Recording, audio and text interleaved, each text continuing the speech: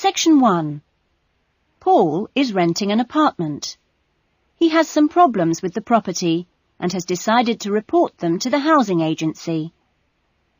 First, you have some time to look at questions 1 and 2.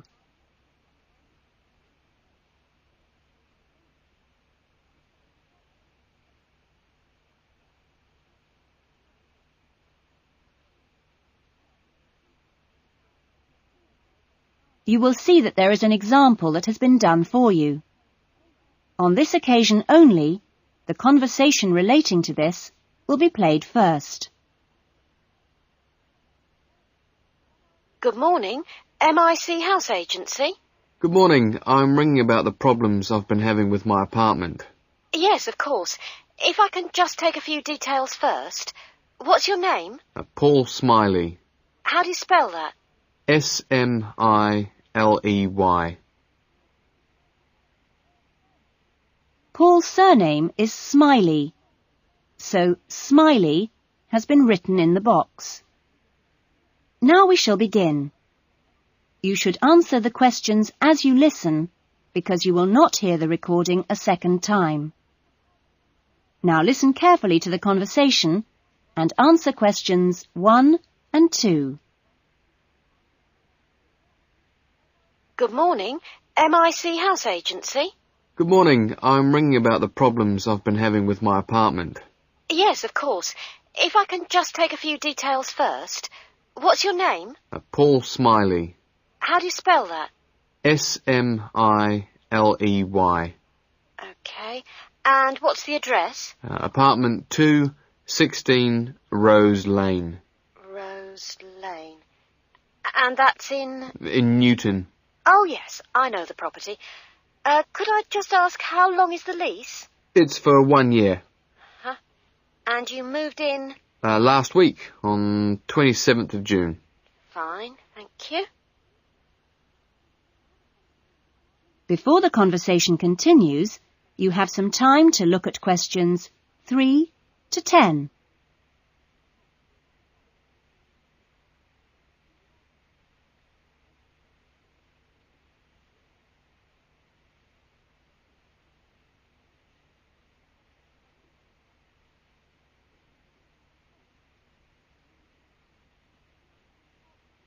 Now listen carefully and answer questions 3 to 10. And what are the problems that you've been having? Well, no one thing is really dangerous or anything, but, it's just been building up. Yes, of course. Well, the first thing is the washing machine.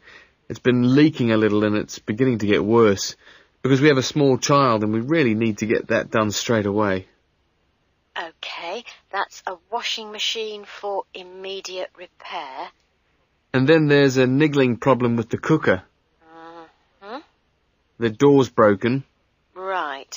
It's nothing serious and it can be used, but if you can send someone over in the next couple of weeks or so, that'd be great. Fine, I've got that. Then we're worried about all the windows. Are they broken? No, but there are no locks on them. And with the insurance these days. Uh-huh. And when would you like those done? Well, that's not really urgent, but you never know when there's going to be a break-in. No, we'll get those done for you next week. Don't worry. And then there's the bathroom light. It's getting quite annoying. It flickers quite badly and it's giving me headaches. I'd really like to get that replaced right away. That's no problem. And then the last thing on the list is the kitchen curtains. They're torn. Oh, right. We do have quite a few spare ones in stock and can get those to you in the next week, if that's all right with you. Yes, that'd be fine. Anything else? No, that's all. Okay, fine. What we'll do is get someone over to you this afternoon, if you're in. Well, I'm going to be out for a short time. Well, you tell us your preferred times. Well, the best time is about 1 o'clock. I'll have to check that with him. And if he can't make it then, what would be your second preference? Any time up to 5 p.m. would be fine. Okay, I've made a note of that. Great. Well, thanks very much for your help. That's fine. Thank you for calling. Goodbye. Goodbye. That is the end of section 1. You will now have half a minute to check your answers.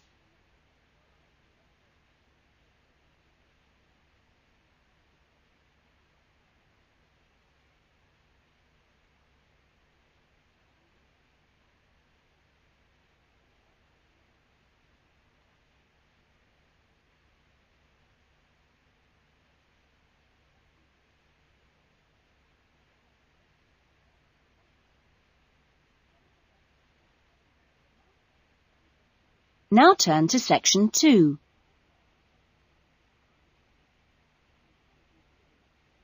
Section 2. You will hear a recreation officer at a holiday resort telling the guests about their accommodation and the activities available. First, you have some time to look at questions 11 to 15.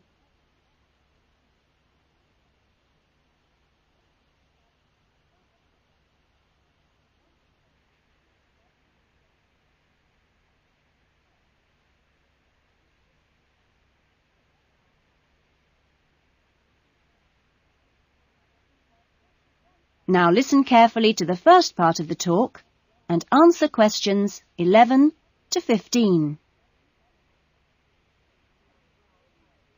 Great. Well, hi everyone. My name's Jody, and I'm one of the 4 recreation officers here at Rainforest Lodge. My job is to make sure that you all have a great stay here with us and go away feeling relaxed and refreshed. As you can see, we're literally in the middle of nowhere at the lodge. There are no newspapers or TVs, and there's only one phone, and that's in the office. The lodge is a complete get-away-from-it-all experience, a place to unwind and appreciate the world without a lot of interruptions and distractions. From your cabin balcony, you'll find that you can't see anyone else, and the only noise you should hear is the birds. When the luggage comes, one of the guys will take it across to your cabin for you and make sure you know the way back here to the main center for dinner in the restaurant. Dinner will be served in about an hour or so. All the times of each day's activities are printed on the blue sheet you should have got in the information guides that were handed out on the coach. Each explorer trip has a different focus, so it doesn't matter how many you do or on what day, because there's always something new to discover in the rainforest. Tomorrow, I think we've still got places on the Orchid and Fungi tour. This is on foot and takes you to different parts of the rainforest. Or, if you'd prefer, there's the 4-wheel drive tour to the waterfalls. Or the fishing trip, where I promise you we'll catch some lunch. And last but not least, the famous crocodile cruise that leaves at 11 a.m. each day. Just in time for the crocodile's lunch. Oh, plenty to choose from here at Rainforest Lodge. Or just sit on your balcony, relax and unwind and enjoy the views. In the evenings, there is the Spotlight Tour, one of my favorites. The Spotlight Tour leaves at sundown and lets you catch a glimpse of some more of the rainforest wildlife as it comes out at dusk to feed. That's a great trip, and if you can, I'd really try to make sure you do it during your stay. You now have some time to look at questions 16 to 20.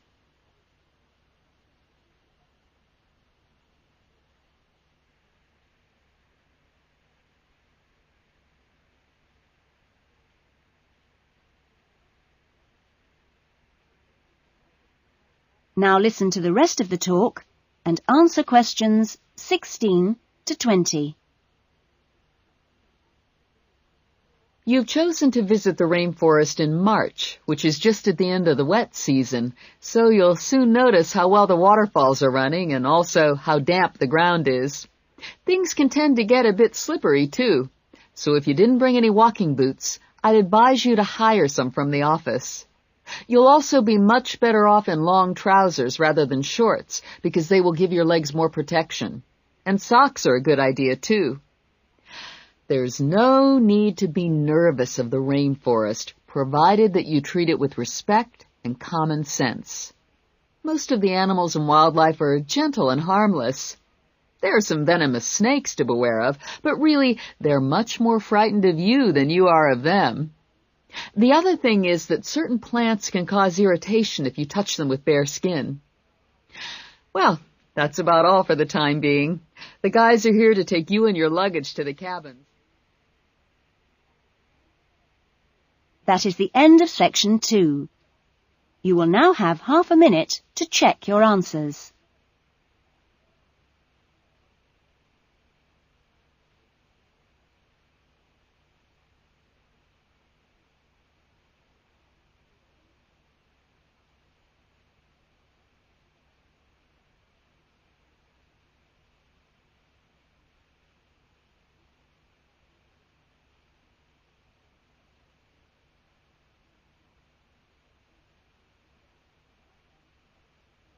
Now turn to section 3.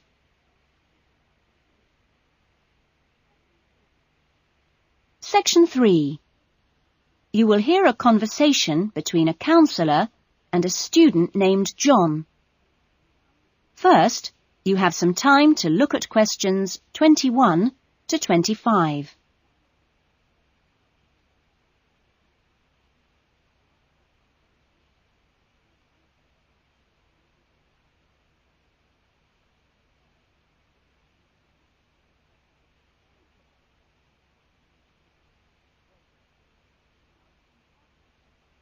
Now listen carefully to the conversation and answer questions 21 to 25. Hello, John. What can I do for you? Well, I heard about these counselling sessions from a friend doing a science course, and I was really interested. I think they should be compulsory, really. Well, to be quite honest, John, I think they would be useful for everybody, but, well, everybody has their own way of going about things. I prefer people just to drop in when they can. Yes. I find that talking to students about the requirements of a course helps to clarify what needs to be done. I mean, the biggest difference between college and school is that new college students really have to do a lot of work on their own, and it's sometimes useful to get advice on how to take control of your time and work effectively. Yes. I mean, it seems like a very light workload until assignment time comes, and then I seem to be working all night sometimes. I'm not the only one. It's ridiculous. The resource centre is very good, but it closes so early. It's in the library, and so you think you could use it more. It's a real problem for me. Well, you're certainly not the only person in that position, as I'm sure you've found. It really comes down to using every available hour in a systematic way. If you do this with a plan, then you'll find that you still have time for yourself and your hobbies as well. Yeah. I've heard from Thomas that you made him a sort of plan like this, and he's going away for the weekend with all his work handed in, whereas I haven't even started. I need to find out a few more things about you first. I'll give you this form to fill in about your lectures and things before you leave.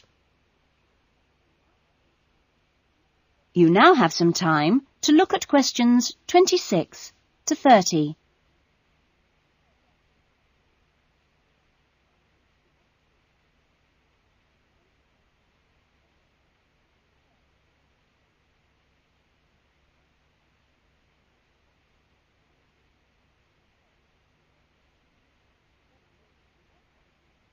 Now listen to the rest of the conversation and answer questions 26 to 30. Now, what are your main problems? Well, what most concerns me is I'm still not doing very well in my assignments.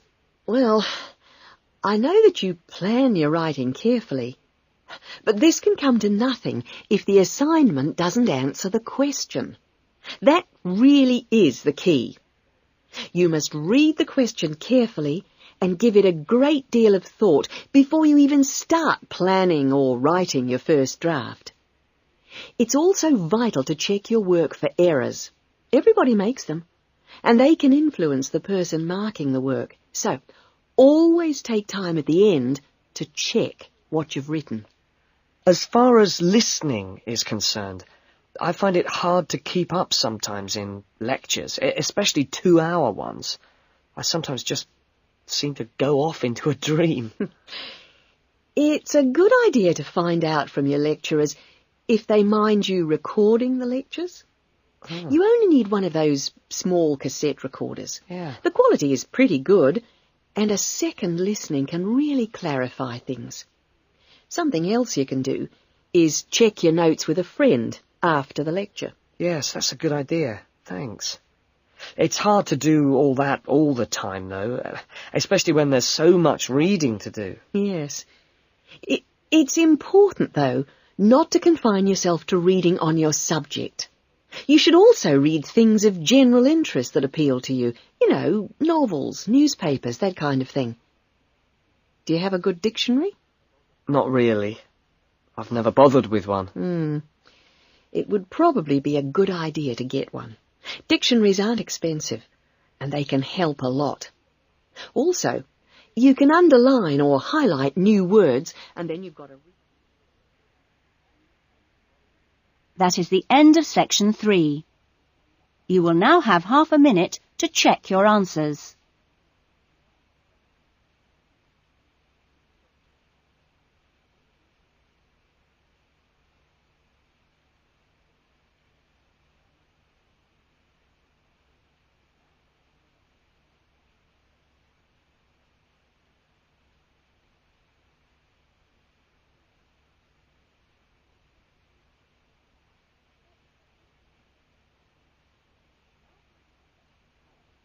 Now turn to section 4.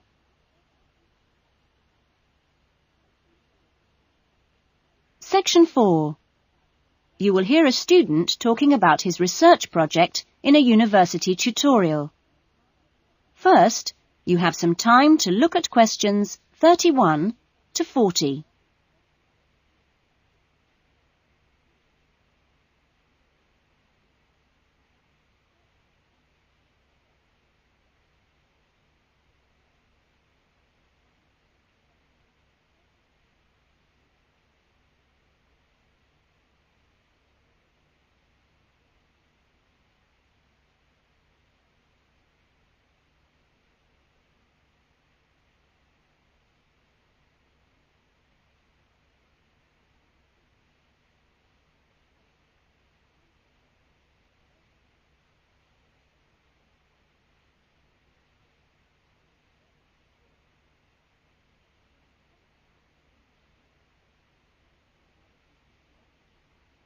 Now listen to the talk and answer questions 31 to 40. Well, good afternoon. In today's session, John Upton will be sharing some of the findings of his research project from last term. John. Thanks. Well, first of all, a little bit about the background to the project. Our title, as you can see, is pretty straightforward. Car safety. But these days, there's a lot more to it than the usual injunctions about drinking and driving or speeding. I'd been interested and horrified by several newspaper reports on what people call road rage. For example, the famous incident of a man getting out of his car in a car park and hitting the driver of a van who had overtaken him earlier. It seemed to me that there were almost as many serious problems when cars were parked, i.e. were stationary, as when they were travelling at 90 miles an hour. So I decided to make this the focus of the project. For our research, we depended mainly on talking to individuals, asking them questions rather than using written questionnaires. We stopped people at a selected garage on the motorway over a 2-day period and asked them questions about what they'd observed or experienced themselves. Our respondents were both men and women, but the women were just slightly in the majority. We were pleased by the public's willingness to stop and chat to us. In the end, we talked to a total of 135 drivers over those 2 days. So, what were our findings? Well, as you can see, 93% of respondents had had some kind of problem. A surprisingly large percentage, 24%, had had their car damaged in some way. But the main type of incident was being shouted at. 79% had experienced that. 15% had experienced violence on their own persons. They'd actually been hit by someone. The police tended only to be informed when there was physical violence involved. So, what strategies had people developed to ensure their own safety? Let's have a look at the figures here. Well, first of all, it was quite striking that there were often distinct answers from the men and women. It was mainly women, for example, who said one shouldn't ever stop to find out how to get somewhere, whereas it was men who said you should try to avoid looking directly at other drivers. Both men and women... It was women who said you had to tell someone when you were due to get to a particular destination. Then, I had thought that it would be mainly men, but both sexes made the point that it's much safer to get keys out well in advance as you go towards your car. Men were very aware that muggers or whatever might be concealed behind the car. They also made the point that you should leave plenty of room when you park your car, so you can make a quick getaway if you need to. Finally, locking doors at all times. Men didn't think it was quite as important as women, but both gave it a high safety rating. When we asked them what they thought the best improvements had been in the last 5 years in helping with road rage problems... That is the end of section 4. You will now have half a minute to check your answers.